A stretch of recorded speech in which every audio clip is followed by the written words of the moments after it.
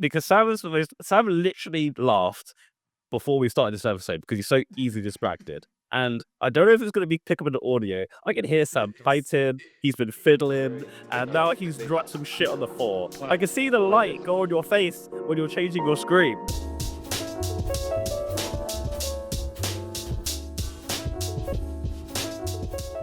Hello, welcome back to the podcast Evolve with me, Lewis, and Sam. How's it going, Sam? I'm sad, disappointed in myself mainly. Didn't have much of a job to do, to be fair, other than bring my camera kit with me on this trip to London. That's all I needed, really. I just need to bring at least my webcam on this trip. And I didn't even do that. I didn't even manage to pack that. So now everyone's going to have to deal with Lego Brick Sam. This is like GTA San Andreas. This isn't even GTA. GTA 3 quality is what you get. Yeah, so I apologize. I'm going to put my hands up. Yeah, so this is an audio episode. Yeah. Guys, just listen to this. And just this audio just about. Is the audio that bad? It's all like that. Oh no, you're fine. It's to be fair, in post this will be fine, but it just sounds echoey for now. But it's all good. I am in an echoey room, to be fair. But yeah, be good. But yeah, tell me about your day, your week. Tell all. It's been an interesting day. And I'm gonna leave it there. Just because I don't want to upset anyone. It's been a stressful day. Mainly because, you know what, let's put it this way. There's a lot of different things happening at work. There's a lot of new challenges coming in.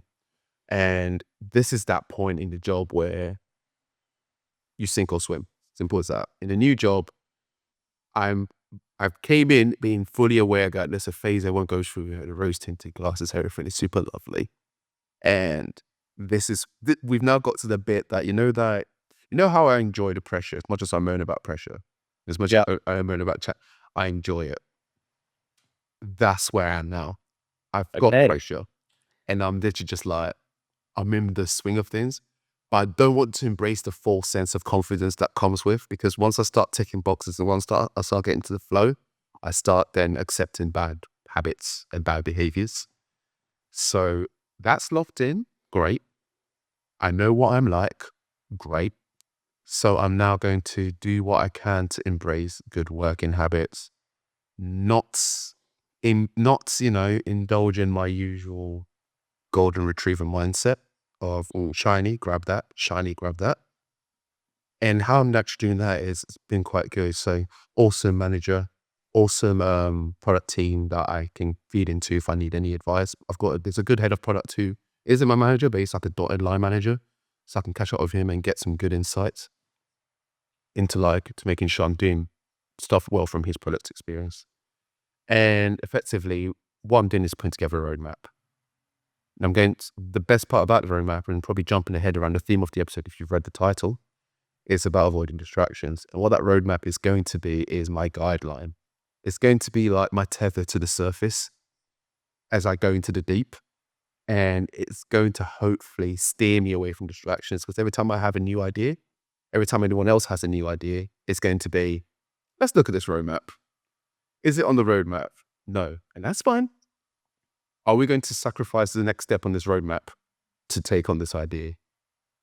Yes. Okay. Does it lead towards the ultimate goal of what we're trying to achieve? Yes. Okay, then it's fair. Let's keep going. If it is a no on both types, in terms of no, it doesn't lead towards the next step of what's on the roadmap, and it doesn't lead to the ultimate goal, then it's a business decision that has to be made. Is it worth doing this, knowing that it's going to disrupt everything else that we want to achieve? And if it is, then we have to revisit what this roadmap represents, and it's a whole load of work. And what I've basically done is introduced barriers to me getting distracted, because what makes me all excited about these distractions is getting all excited about the possibilities and the new ideas. And as I was made aware today, I'm a very yellow person on the personality types. I'm very creative. I'm very light in the clouds of my ideas. And with that in mind, I'm now trying to put barriers in place that will make me consider the difficulties that these fresh ideas will actually bring, but earlier on in my ideation, rather than me jumping in, giving it a go, messing it up, and then wondering why I'm stressed and I'm not sleeping. So that's been the challenge of today, and I'm embracing it. And I'm going to go into work tomorrow, head screwed on. I have a mission. I have a problem to solve, and we're going to have to solve it. It's as simple as that.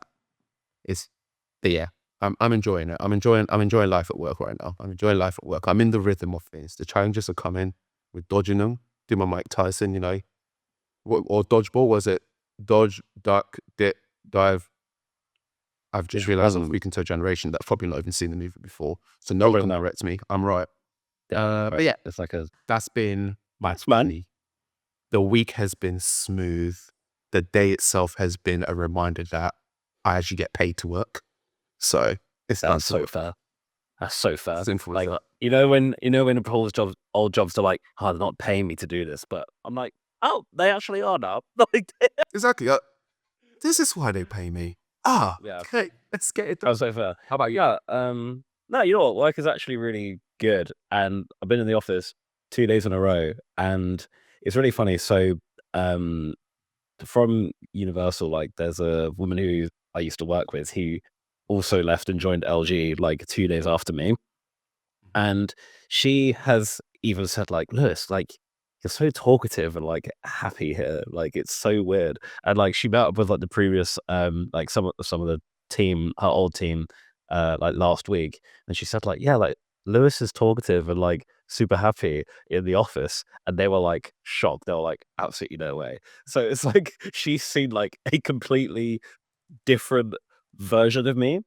And because like obviously in the old role, it's like I would have my headphones on, I'd be quiet, and like just get on with my day. I'd like look like, miserable as shit.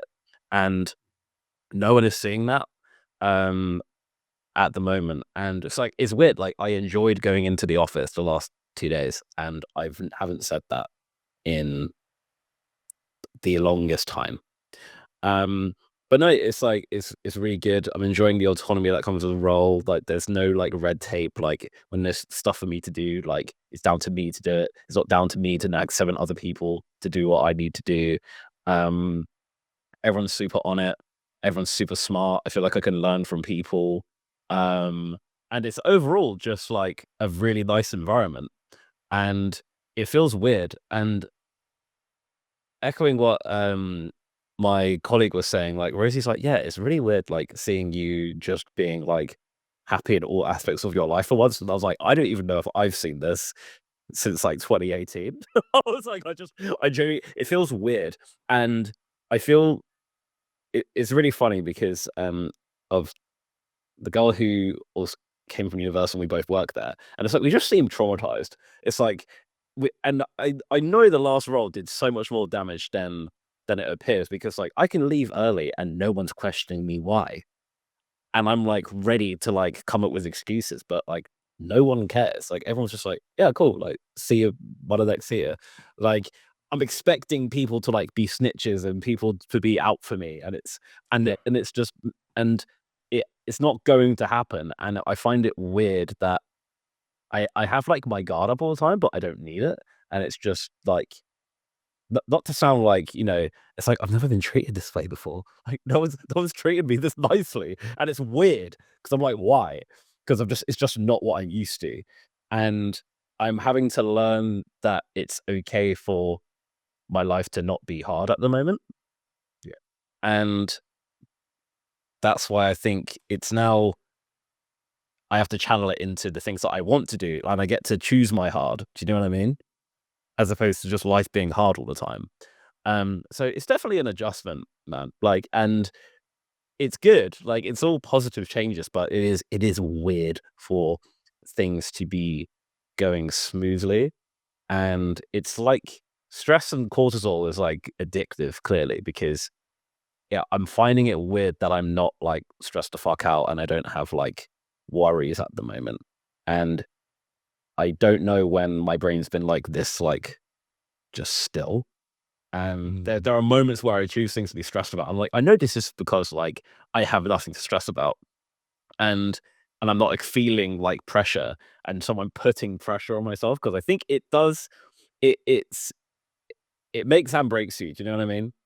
Like, it's like what I said in the old one. It's like pressure bursts pipes, but also makes diamonds.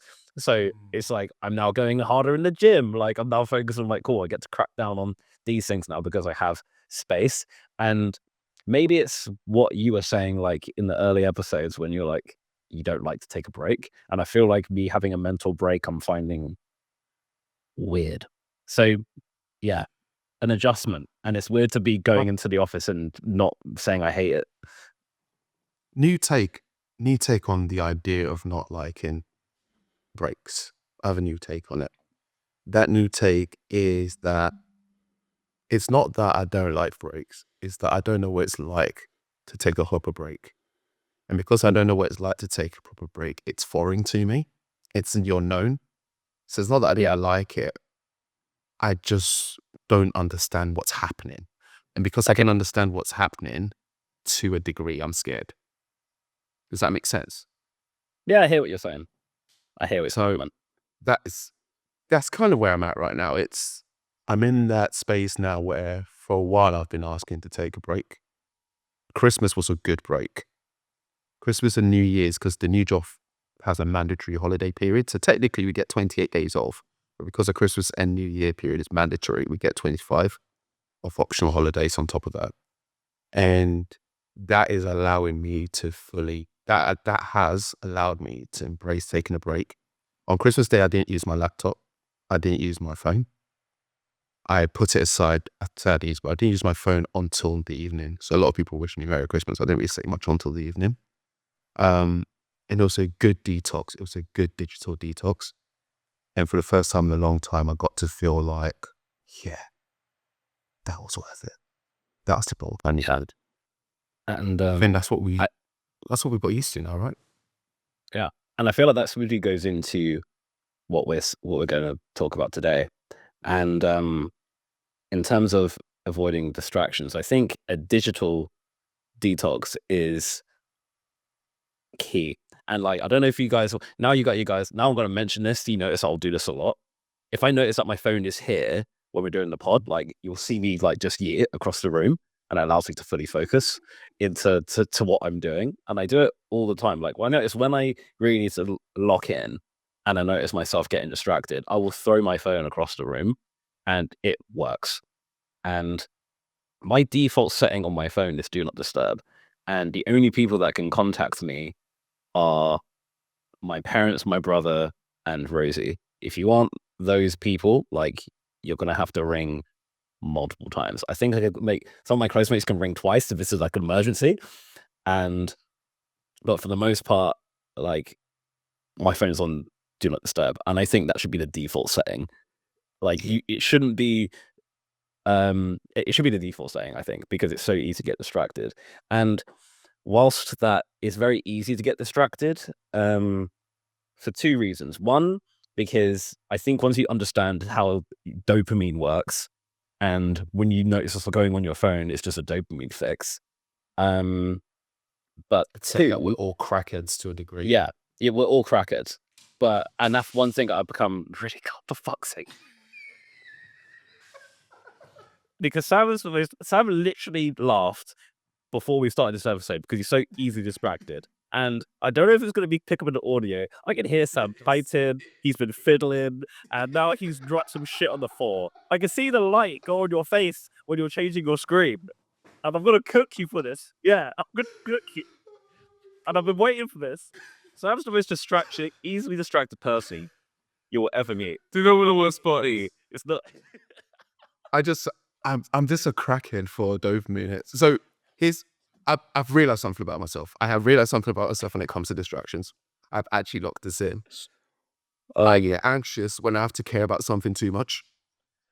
I'm not gonna lie. It's anything that I feel like maybe it's a issue, but I'm not gonna diverge myself. Let's pay someone to do that. Um, I know for a fact that I'm faffing around. But I also know you will call me out on it. So you know when I switch back my tabs and I can see you twitch. I can see your face like I'm just like I should do that again. Guys, for the day one listeners, just go back to episode 4. That is a result of Sam being distracted. What? It is. Underwater sound. Under the Yeah, the sea sound. underwater. Jesus, but yeah, Yeah. I've realized that there's something that maybe we can touch on before we go deep into what you're saying, and I've fully cut you off with my massive distractions. I'm sorry. Let's be honest. I do mean that I'm sorry. I can't commit to never doing it again. It's just who I am. I know. It's fine. I have started to realize that I need to diffuse my thought processes around some of the stuff I'm doing. And what I try to, because if I'm not distracted, I'm hyper focused. And if I'm not hyper focused, everything I'm doing is invested in what I do. And every little thing, I have an emotional investment in it. So even if I'm doing coursework, it feels like the most intense piece of thing I've ever had to do, because I am just zoned in on it. If I turn off all devices, I only care about this one thing. And to a degree, it makes it difficult because I overthink things. I overthink what I'm doing. So you're talking to me in this pod right now, and I am listening. But part of my brain is now also processing every minute word you say and every tiny part of it, to a point where you're talking and I'm generally getting burnt out sometimes. But interestingly enough, and it's not to say you're boring. I've realized it happens. It happens when I actually care about what someone's saying. And I know people I work with are listening to this and wondering, is that why he seems to just look across the room? Yes, that is why. If I care about what someone's saying, I fully zone in, and I kind of have to like reduce the stress of that being the only thing my brain's focused on and overanalyzing by giving my brain like half another task to do at the same time. So I'll either be like twiddling something on my thumbs, or someone be talking to me and I'll be typing something on the screen, but I'll be listening. And I know people technically can't multitask, but I can, so it's fine. I'm joking on that part. Long story short, I've come to learn, and actually it's something I've realized recently, is once I'm distracted, I'm actually a lot more comfortable with the main task at hand. So not that I'm completely distracted, and maybe there's a better way of describing it, which isn't. Distraction is you switch focus away from something that you're meant to be doing. I'm kind of diffusing a bit of the focus. So I'm reducing how intense the task is by how That's my an mind interesting partly approach. something else. So I realized that's because I had to go for a run, but I missed my time to run, so I was working late. And Sarah's bought me a walking pad. But I also knew for a fact I would not be able to walk in the same spot for 5 miles. I can't do that. I know that I'll fall apart because I'll get distracted. I'll get bored and it will just seem like the most annoying thing ever. So I actually did coursework whilst I was doing the walking pad thing. And then whilst I was doing coursework, I also scheduled some content. And by the time I was like halfway through what I was doing, I realized it's like, oh, I've actually just walked 3 miles whilst doing all these different things, what I was like thinking. And I just realized it's so much easier when I do that. So can I go for a run whilst listening to music? Yes, but I have to be fully invested in the song or the podcast I'm listening to. No, that's And I have to actually basically convince myself that I'm not doing the task I'm doing to actually fully do it with that. Because if not, then it feels like I've got the whole world attached to my legs and I can't move. It just feels too intense. Absolutely.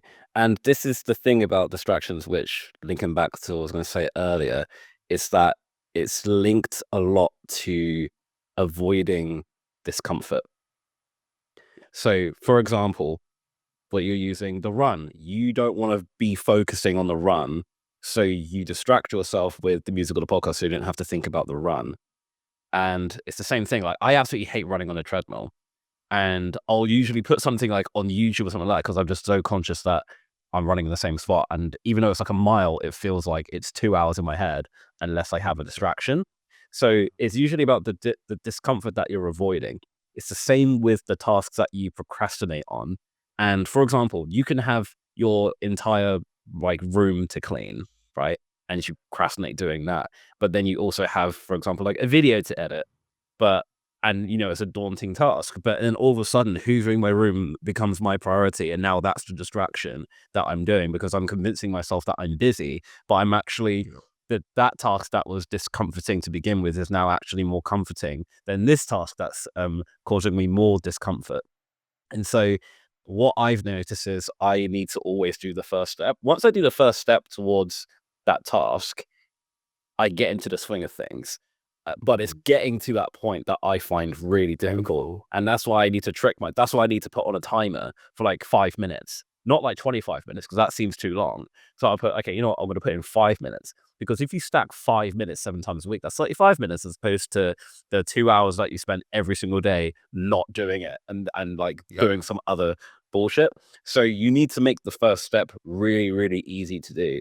And so how you tackle discomfort, particularly for tasks, if you can, is what Atomic Habits goes into is designing your environment to make the habit easier to do. And it's not like saying, oh, I'm not going to smoke. It's making it more difficult to smoke. For example, if like the packet of cigarettes is by a bedside table, if you put it on a shelf in a cupboard, you're going to have to really go out of your way to do it. Same thing with like taking vitamins, like it's by my bedside table. So designing your environment's really easy to get distractions, or you can make it easier to make distraction harder to get to, which is why I'll throw my phone across the room when I'm at my desk. Because when I'm sitting in this chair, I need to think, okay, this is where I work. This is where my phone is. This is why in the place where I'm living in, I really, really wanted to have my office separate from my bedroom, because when I'm in the office, that's time for work. Whereas right now, work and leisure and sleep and rest is all within the same place. So you can't compartmentalize what you do. It's why working in bed is literally will fuck you up, because your body is used to, your body doesn't know what it's doing, which is why I went to the library at uni and did all my work there and didn't do it in my room because I just found it easier to lock in. So having some sort of ritual to lock in is really, really good. This is why morning routines and nighttime routines, and everyone talks about their routines all the time, is because once you get used to it, you don't let room for those distractions to go in. But distractions can be useful, as we talked about. So you gotta, once you have an understanding of your habits and where distractions can be useful and be not useful, it's quite good. It's why, like, when like socializing can be seen as a distraction. Like, if you're going through a breakup, right? Next day I'll be like, I want to go out and get shit faced because it's a distraction, because I don't want to sit here at home and think about the reality, the gravity of my situation. So distractions have its place. I know I just rambled on, but yeah, thoughts, Sam. I, I, I have a thought on what you're saying, and I did actually I had a deeper thought, and then I lost it because I was actually wrapped up in more of what you're saying. Someone I actually know, I know someone who's recently going through a breakup, and the one thing I'm worried about this person is they seem okay, but they seem too okay, and it's something. There is something to say about when you really, and it's it's weird. It's similar to when you've got a deadline due, Mm. and you just keep distracted and you can't be asked to do the task from it. But that deadline's still there. And eventually the task is going to feel way more intense because you're going to have to do it the night before at some point if you keep letting yourself get distracted. I think the same goes for when you're going through an emotional problem. It's just that you don't know when that deadline is. Your body does, but you don't. You're not aware of it. And at some point you pretend everything's fine until it hits you and you process everything. And there's this thing about, what is it? Girls process things pretty much sooner and guys kind of ignore it until it's too late. And this person, although female, is doing it like the guy would. They're saving it till they're basically just, enjoying themselves, enjoying life. And it's going to hit them. And I'm generally worried about them. I'm generally worried that they're going to be like, oh, crap. And it's going to just hit them like a ton of bricks. And the world's going to shatter around them and they're going to fall apart. Rather than just, what is it called, swallowing your frog? And just embracing it. Take that first step to just embrace the pain you're going through. Process it, like reflect on the happy moments you had that you've lost. Do all of that painful stuff and slowly embrace that this is your life now without that person and process it through. And the deep thought I had that connects to that, and that connects to the whole idea of trying to push yourself into doing something that you're not comfortable with and avoiding distractions. It's almost like when you have to get out of bed for work. No, especially in the winter, no one likes to get out of bed in the cold. No one does. But once you've got up and brushed your teeth, you're ready to get in a shower or wherever order you're doing. Once you got up, you start the process of getting ready for work. There is no logical reason to be back in bed. Once you just started it, there's nothing, unless life is that deep and you're literally just like, let me just sit on my bed and let me just, that's you, and you need to work on that. If someone's doing that, then you need to fix yourself. But in general, there's no logical reason to get yourself back best. You just keep moving, you just do the next step, you do the next step after that. Next thing you know, you're at work. What are you going to do? Get back to bed and work? No, you're going to finish the day's job. You come back from work, you might sit back into bed, you might not, but at least you've done what you needed to do, which you might not have wanted to do it that day. And I think the same goes for a lot of things that we distract ourselves from. It's because the distraction seems like the easier thing to do. But realistically, it's not that the distraction is the easier thing to do. The task at hand feels like the harder thing to do in general. The distraction is, and you could probably weaponize it. And it's something I have found useful for me in times where I've actually tried it and I've stuck at it. It's finding another task that's harder to do and putting that front of mind and thinking, oh, I've really got to do this other thing. And then in my head, I'm like, if I don't do this option, I've got to do that option. So option A or B. And then I was like, I'll rather pick A because that's like important. And then I do that. So now my distraction was actually the task I was meant to do. But because I've basically talked myself into going, you even do this or the one you really hate, you should do this now. Sometimes it works against itself and I try it, but I still end up doing the one that I really hate because I generally just don't want to do this task. And it is what it is. There are some cases where people really do struggle with ADHD and it's more of go actually seek help and talk to someone and get the rhythms and get them to understand what's going on in your brain, because there's a lot of similarities. But a dopamine addiction, it's a crazy one. So what I'm going to ask you, Lewis, is at work or when you're in your work mode, when you're doing your editing, when you're doing business, basically, how do you avoid distraction? What do you do in your environment to distraction? So as I think it's really important to basically write down the things that I want to do, and so I have it visually in front of me instead of like thinking about it. And so I like to kind of have a jot down list of, okay, I need to do this. And opposed to thinking about the goal, I think about, okay, this is the goal. How am I going to get there?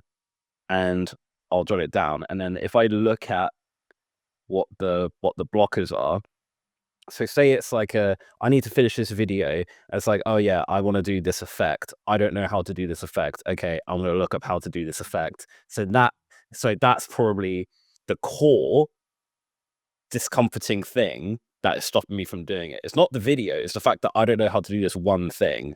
And I basically just need to fill the gap of the skill or the knowledge in order to complete the task. So once I know I'm fully confident in completing the task, I'm going to do it. So what is the gap in my knowledge that I need to address? And that's probably a better way of phrasing it as discomfort. It's probably a skill gap or a knowledge gap that I need to fill in order to feel confident to do it. And so that's like that from an editing perspective, that's usually it for me. One of the things which I was procrastinating for ages was doing like my corporate tax like return and doing all that sort of stuff. And it got to a point where I was like, right, today is the day that I'm doing it. And the thing is, I was looking up so much stuff, and contrary to what I just said, I had too much information that it made me more confused. And I thought, this is where the 51% rule comes into play. If it's like, right, if I do this and I'm more than 51% sure and I can't get any more, I'm going to attack it. Either way, I'm going to get a feedback loop.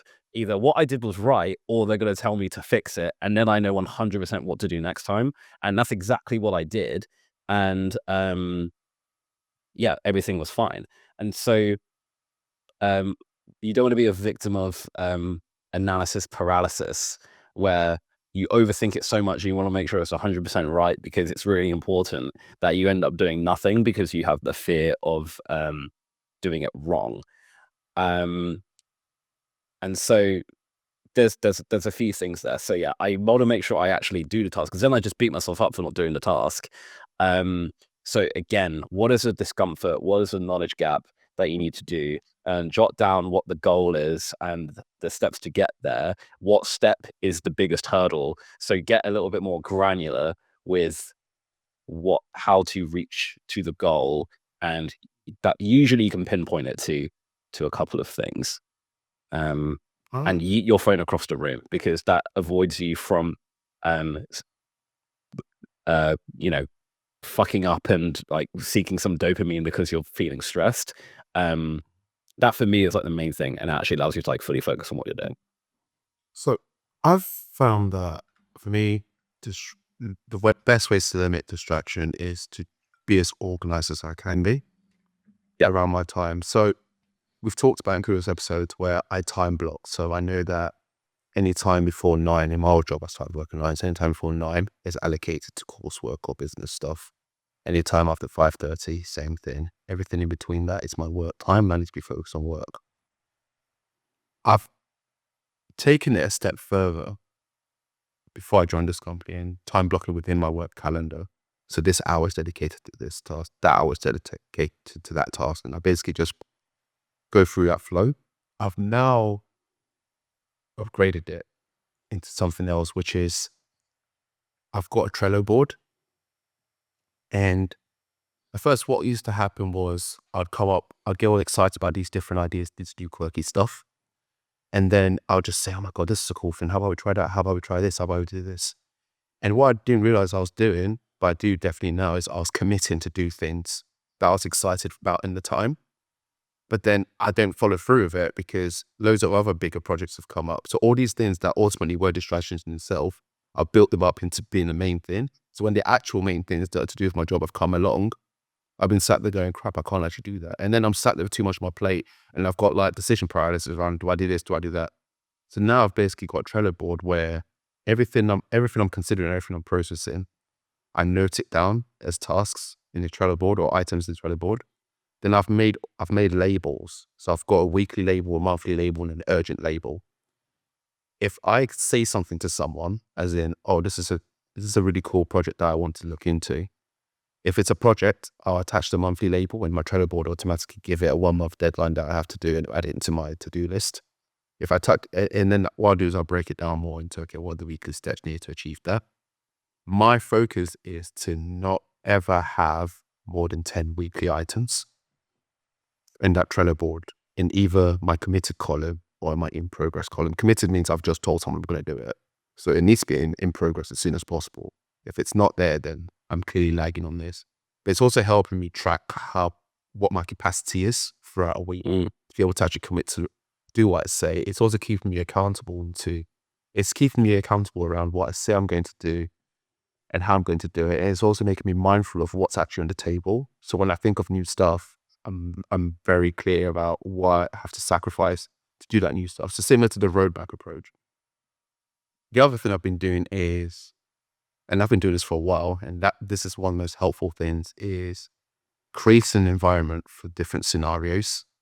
So like you said, you go to the library to do coursework because you can't be working in your bedroom. Every company I've joined, I request a MacBook. That's my work computer. And if they're going to give me a work phone, I request an iPhone. Because for me, I spend so much of my day staring at computers. It's not like I can say, oh, from this time on, I'm not going to use a computer anymore, because I'm usually like coding or I'm doing coursework or something. I'm always staring at a laptop screen of some sort or some type of computer screen. So I had the MacBook. So when I'm using the iOS and everything, I know I'm in work mode. I know that I'm working for Think right now. As soon as I swap to my PC, I know that it's coursework time or some kind of business mode. And as soon as I've got my personal phone, I'm meant to be relaxing. This is my focus time. Now, this has worked so well that if I do open my personal phone, doom scrolling starts happening almost instantly. Like there's nothing that can save me. And in this current job, I don't have, like, my personal phone is also used for my work phone stuff. So I'm gearing up to kind of say, I need a new phone. Like, get me an iPhone because it's not working. Like there's been moments where, and this is something that loads of people go through. So if anyone comes through and tries to pretend they're Superman and it doesn't happen to them, you're lying. Every time I open the social media app to do a task, I end up scrolling before I actually go do the task. And then I forget what I came on the app to do. It happens to me. Do you know how many times you've gone, Sam, schedule this post? Bro, you've told me that you ended up just doom scrolling. I've opened TikTok and 3 hours later, Sarah's like, didn't Lewis ask you to? I was like, oh.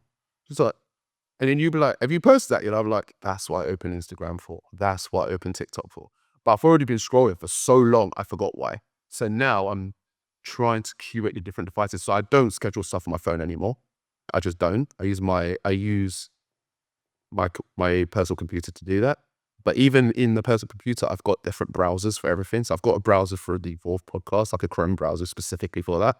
I've got a different Chrome browser for stuff, and everything has different colors. So as soon as I open up and I see the Evolve colors on the top of my Chrome browser, I know we're either recording podcasts or I'm doing Evolve stuff. And it has worked so well for me. Like curating my environment, the environment around me has worked amazingly. And I'll suggest other people try it as well. I actually went on there's a subreddit called Productivity that I was looking at before to kind of see what other people do. And it's sometimes nice to see if people are doing something similar to you or keep like fresh ideas. And I saw someone did the exact same thing of they've got different devices, and I was just like, I'm not crazy. It does actually work. So now I've got that confirmed reliability that someone else does and it works for them. I can now confidently say in this pod, try it. Like just create an environment around you that fits the scenario of what you want to do. That is perfect for that and what you want to achieve. Like you're saying, throw your phone away. If you're in the work mode, you get easily distracted by a phone. Whilst you're in the workspace, put your phone somewhere else, hide it away, and just focus. Because when you're in that environment, you train yourself to act right within that space. You wouldn't read a book in the club because you know you're there to have fun in the club. That's what that environment requires from you. So what would you do at work? What do you need to do in the club of work to make yourself right for that environment? That's the best way to put it.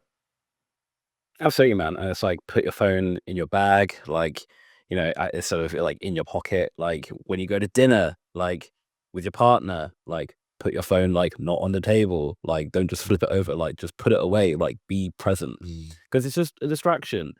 Um, and I think what is important for me, and I think I mentioned this in like the New Year's resolution ones, it's like, Yeah.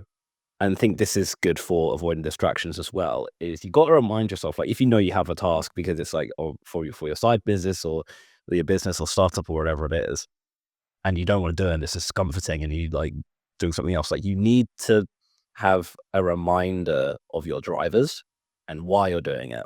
Like, say, I don't want to do this task, but what will doing this task lead me to? It's like, okay, I don't like doing split legs in the gym, like Bulgarian split squats, whatever it's called, right? I don't like doing it.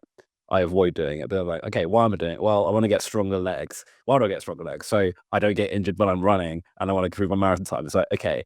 And then you should have a non-negotiable agreement with yourself, because if your friend bailed out on you and I said, oh, they said they were going to do this and they didn't, you'd be pissed, right? So for me, if I say, oh, I'm going to gym in the morning, or oh, I need to do that run tomorrow, I'm doing that run tomorrow because I don't like being someone who doesn't do shit he said he was going to do. And I'll be a hypocrite because I judge people who do that.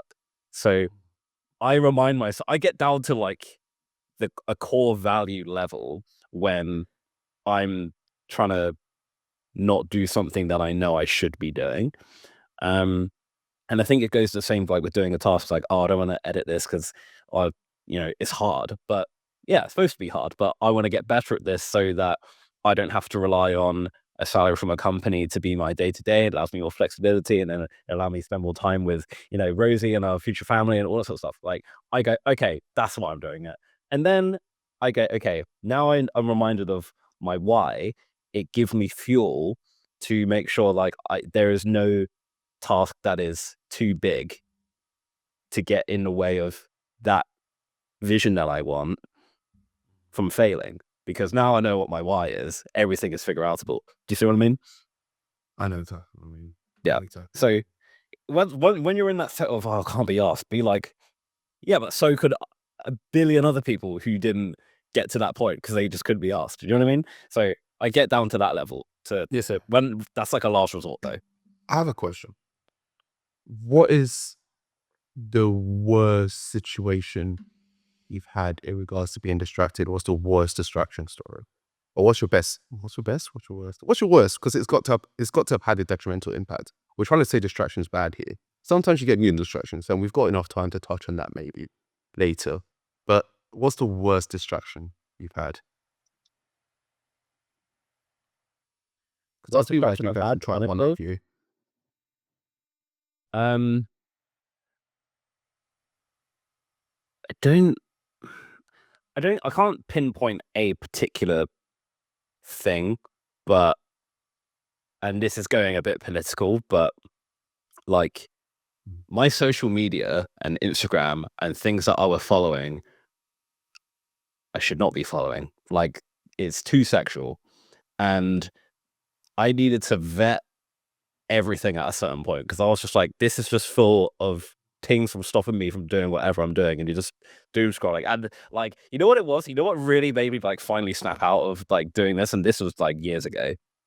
It's like I started like you could do like not interested and like just sort out your algorithms because I just had the vision of myself like just sitting and just doom scrolling and just looking at shit, and I was like, what am I actually Bounce and jiggle. I was like, Jiggle every day. literally, I was just like, I just had this bird's eye view of myself, just like sitting there, just, and I was like, this shouldn't be who I am. And I genuinely was just like, after I got that, I got the ick on myself. I was like, Yeah. this is ruining this is gonna ruin my life. And that's genuinely the most real story I can give you.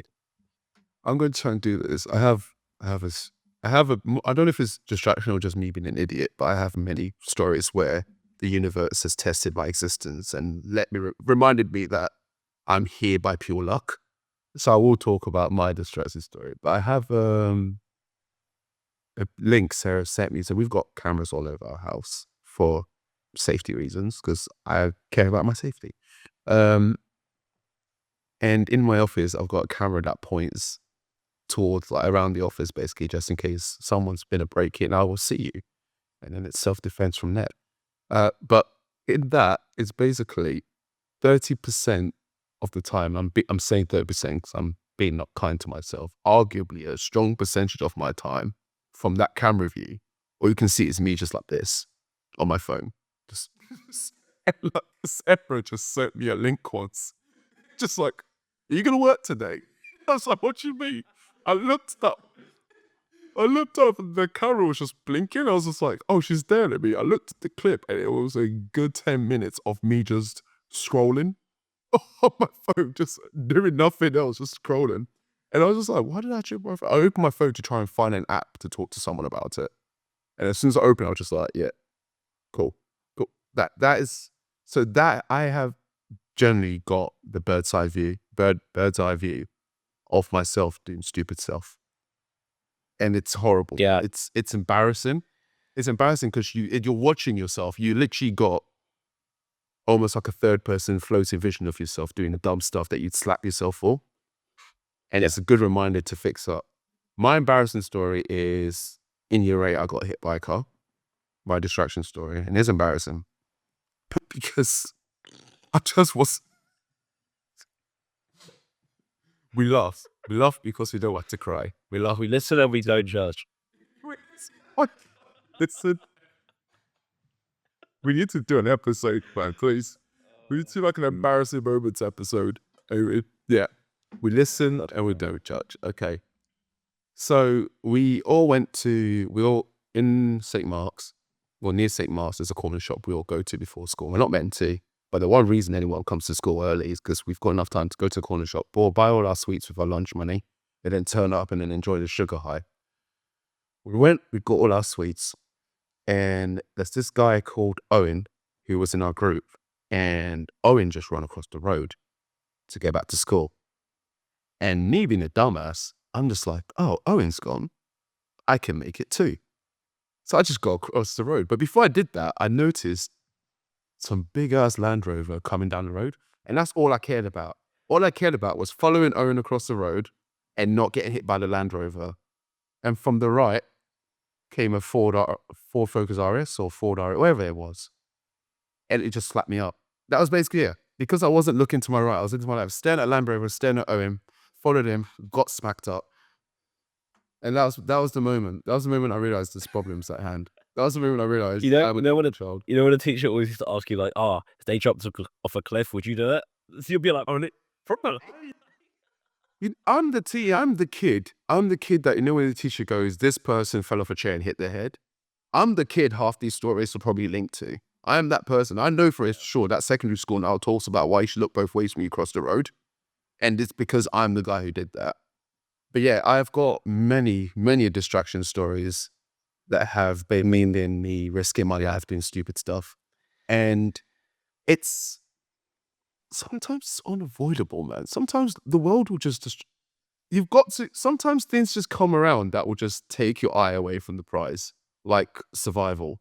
Things will just take your eye from the need to survive. And that's just life. And it makes life exciting. Sometimes distractions are exciting. Sometimes we do it because we are so focused on self-preservation. We think that's the right path. Sometimes we don't even know it's a distraction. We think it's the main task. And because we're so focused on it being a main task, we've lost our worldview and we can't actually see things from an outside the box perspective. I will say that there are moments where distractions are valid and there are moments where I've benefited from distractions. Oh, 100%. And it makes it even harder to avoid distractions sometimes when you really need to. Like there's been moments, pretty much a lot of the stuff I can do now, most of my technical ability is because of distractions. It's because I found a YouTube video that taught me that was talking about the type of coding framework or a type of something. And I've just decided this is all I care about today now. Let's do this. And Sarah's there like, we're meant to be going shopping. I'm like, no, wait 1 second. I'm building a website. She's like, what do you mean? It's like, I'm building a website now. That's what we're doing. We're not leaving the house. I'm going to build this website. We'll go out next week. Next week will come around. I found a new coding thing we need to do now. Or it'll be like, it's very important we do this thing that won't make me any money, but I really care about it because it looks really exciting. And stuff that just keeps happening. And what I'm leaning towards is, yes, it's helped me a lot. They've been good distractions in the sense of, off the back of it, I have a lot of skill sets that currently benefit my job role, my ability to talk to detectives, my ability to cover certain technical responsibilities that we don't have the resources to cover.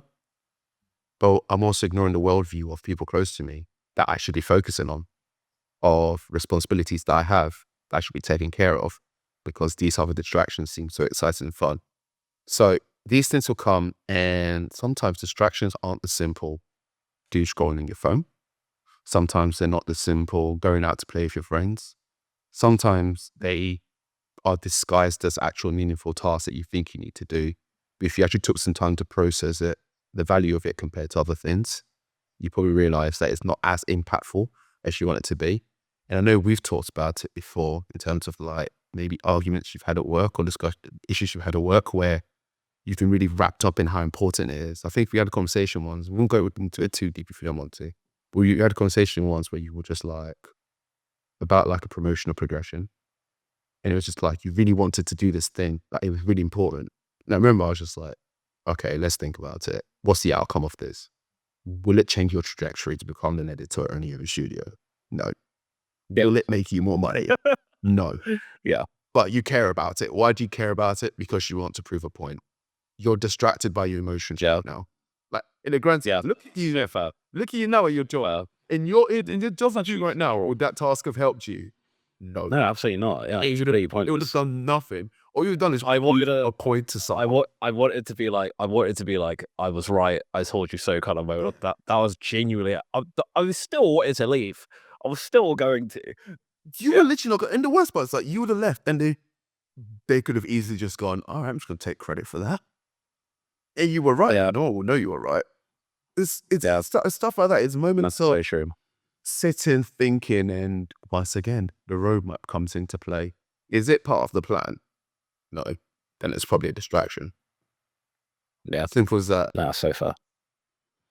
And we live it now. I know people who want to join different careers, who want to go in different places in their life, but they're doing the job they do now. Will they leave? No. The job is your distraction. If your job doesn't link to that track, if your job doesn't link on that pathway, everything I'm doing is purposeful to its own degree. Like I said, I always had the 3 paths, and now I'm back to having 3 paths: a business, PhD, and a day job. All of those have their endpoints. And it's because I'm hedging my bets, what worked best for me, right? But ultimately, they all feed into each other. I'm still working in the finance field. So the finance, my research talk to each other. I'm working on business ideas with Luke, and my day job learnings from that and the business ideas we do. They help each other in terms of constantly developing my tech. You need to make sure everything you do works towards the end goal. I know friends who are constantly chasing girls, but also talking about how they want to run their own business. But I'm seeing you spend more money on your date nights than you are on your business idea, on gals that you won't see again in 2 weeks' time, but you're going to go on a date with them. You see what I mean? So is it part of the plan? No. Is it distraction? Yes. Do you feel like it's the most important thing in the world? At that moment, you do, because you're getting distracted by it, but it's not part of the plan. Simple as that. Toss the different shapes, forms. Don't get blinded to think that I do well, I make so much when I'm not distracted. You probably are. You're just not aware of it because you've not thought about it well enough. Yeah. And it's good to hold your mates accountable to where like, oh, I'm going to do this. And then they don't do it. And then they attack you. It's like, I'm only calling you out because you said this is something that you want to do. If you said, 100%. yeah, I just want to chase girls, it's like, fine, that's your goal. But don't say, oh, yeah, I'm not going to, chase girls anymore and focus on my business or my fitness or whatever. And what you're doing is just going out getting shit faced and trying to chat to girls. You know what I mean? Like, even those friends who all of a sudden, all of a sudden, I want to be a doctor now, or all of a sudden, I want to go into property, all of a sudden, or I want to go into trading. It's always, a new shiny thing, the magpie effect. Great, but do you actually have a plan, or is it something you want to do because it sounds like an interesting thing to talk about right now? Is there an end goal with this? What is the plan? Yeah, you need through when. Okay, yeah. It's like, okay, how long have you been thinking about this? What have you done so far? What have you done up? And these aren't like, hard hitting questions. Like, you should have a easy answer for these questions. If you go, oh, well, then it's bullshit. It's a distraction from somebody else. If you're emotionally defensive about it when someone asks you such a simple question, I'm willing to bet there's a 90% chance what you're doing is a distraction. If you can't attach logical reasoning and a well-thought plan as to why you're doing what you're doing, I'm willing to bet it's probably a distraction. Absolutely. Even a relationship that you defend so heavily with emotion. I could justify, I can talk logically about why I'm getting married to Sarah. I could talk logically about why I'm with Sarah. It's an emotional endeavor to be in love with someone, to be in a relationship with someone, yes. But it's still part of my plan. It's still part of the lifetime to have a family one day and to have kids, all that stuff, and to embrace that wholesome lifestyle we all dream of. It's still part of that plan. And they all connect to each other. I want to make money so I can sit there and enjoy it with my family and do all that stuff. It's all connected. I'm not just doing it because biologically I'm wired to make babies or help. Sorry, that's why probably I'm biologically wired to help someone else make a baby. That's not why I'm with her. Because if that's the logic, then F-boy season, I'm biologically wired to help everyone make babies. It's like, that's not the logic of why I'm specifically with her. There's more to it than that. So with that in mind, just think about it. Process it inwardly. Why? What is the plan? And if you can't come up with the plan, if you can't come up with a justified reason why you've jumped on that hype, you're distracted. Fix up. It's true, man. It's why everyone after social media, everyone wanted to be an entrepreneur because of the lifestyle. But it's like, okay, I need an idea. It's like, no, the idea is the distraction because you clearly haven't thought about all these other aspects. And it's like, this logo that you spent £1,000 on was pointless. You didn't need to. You actually need to have these other things. Tate Bros came around with a Bugatti, so now you have to get a Bugatti. So yeah, what's the plan? I'm gonna stop. I'm gonna quit my job. I'm really gonna focus on this one task. Great, that sounds like a step. But what's the plan? What's the end goal? What are you trying to achieve here? If you can't, you don't have to give me a detailed every day what you're going to do to get to that plan. But there has to be some structure or roadmap to what you want to achieve. If not, you're just waffling. It's just a waffle. And even if it does work out and you never had a plan, you got lucky. And I'm willing to bet you're now on that end goal and you're probably not enjoying it as much. Because it wasn't a plan. You just got here. You just got here. Now you're looking for something else exciting. And I'm reflecting on myself now and thinking the side quest mindset. As much as I want the side quest mindset, what I want is freedom. I want freedom to enjoy my life in the way I want to enjoy it. Nice. That's it, what it is. That's all. That is the plan. Side quests is just something I do because it enables me to be able to do it. It's a symptom of that plan. But I can't embrace side quest lifestyle right now. I just can't. It's something I can look forward to one day, but right now I can't. I can't just randomly go and start new projects anymore. That's what I'm stopping myself from doing, because I realize it's all distractions. That I'm not going to all of a sudden now learn how to do backflips because side quest lifestyle. I'm not all of a sudden now start doing a world tour because side quest lifestyle. Like, I'm going to wait till the time is right and the right step of I can afford to do it. I'm in that right stage to do it. Right. We're getting near the end of the episode now. Yeah, I'm ready to wrap up. Key things. I think that's You ready good. to wrap up? Yeah, think I we've felt got that a was good good. one. I think that's good, man. Maybe I need to get rid of my camera quality. Maybe see my own face is a distraction. No, I I'm think such it's a good, man. fine boy. Yeah. Yeah. No, I nah. think that was good. I think there's some good key takeaways from that. Yeah. And yeah, guys, if you enjoyed, give us 5 stars. Follow us on Spotify, YouTube. Follow us on Instagram, the podcast Evolve.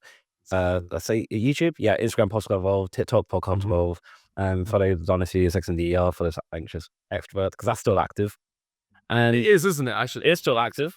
Yeah, you know what? Follow it. I want to see followers back. So follow it. And yeah, and we'll see you guys next week. Peace.